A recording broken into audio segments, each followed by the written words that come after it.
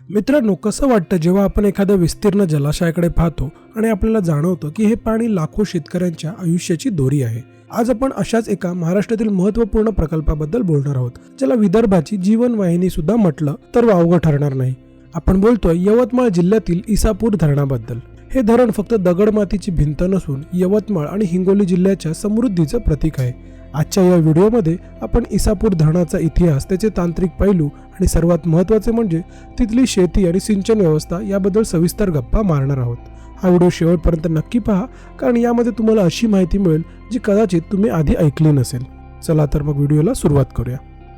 इसापूर धरणाची ऐतिहासिक पार्श्वभूमी आणि गरज.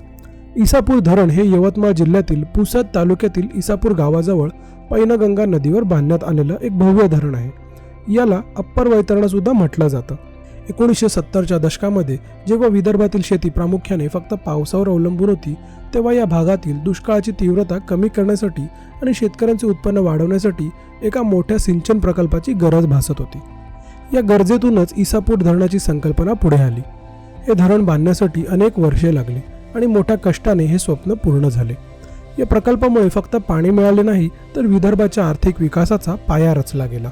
इंजिनिअरिंगच्या दृष्टिकोनातून पाहिले तर इसापूर धरण हा एक चमत्कारच आहे.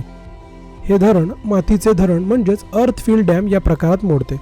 धरणाची लांबी 4120 मीटर म्हणजे जवळपास 4 किलोमीटरपेक्षा जास्त असून त्याची उंची 44 मीटर आहे. विचार करा, इतका मोठ्या मातीचा भराव टाकून पाणी अडवणे ही किती मोठी गोष्ट आहे.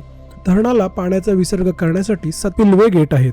पावसाळ्यात जेव्हा धरण पूर्ण भरते आणि हे दरवाजे उघडले जातात, तेव्हा दुधाळ पांढऱ्या पाण्याचा जो प्रवाह बाहेर पडतो तो नजारा पाहण्यासाठी हजारो लोक गर्दी करतात. या धरणाची पाणी साठवण क्षमता अफाट असल्यामुळे भीषण उन्हाळ्यामध्ये सुद्धा हा परिसर टवटवीत राहतो. इसापूर धरणाचं सर्वात मोठं यश त्याच्या कालव्यांच्या जाळ्यात लपलेलं आहे. या धरणाचे 2 मुख्य कालवे आहेत, डावा कालवा आणि उजवा कालवा. हे कालवे फक्त यवतमाळ जिल्ह्यालाच नाही, तर शेजारील हिंगोली आणि नांदेड जिल्ह्यातील काही भागांना सुद्धा पाणी पुरवतात.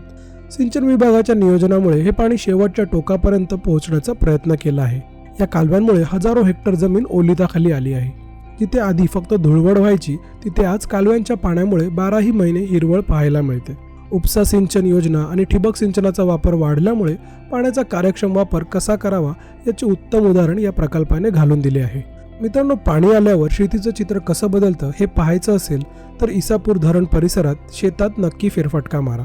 पूर्वी इथला शेतकरी फक्त खरीप हंगामात कापूस आणि मूग यासारखी पिके घ्यायचा, पण आता रब्बी आणि उन्हाळी पिकेही मोठ्या प्रमाणात घेतली जातात. सोयाबीन, तूर, कपाशी ही मुख्य पिके तर आहेतच, पण आता हळदीच्या उत्पादनामध्ये सुद्धा या भागाने मोठी झेप घेतली आहे. सिंचनामुळे ऊस आणि केळी यासारखी नगदी पिकेही डोलताना दिसतात. यामुळे फक्त अन्नधान्य उत्पादन वाढले नाही, तर शेतकऱ्यांच्या हातात पैसा खेळू लागला आहे, ज्यामुळे ग्रामीण अर्थव्यवस्थेला मोठी गती मिळाली आहे.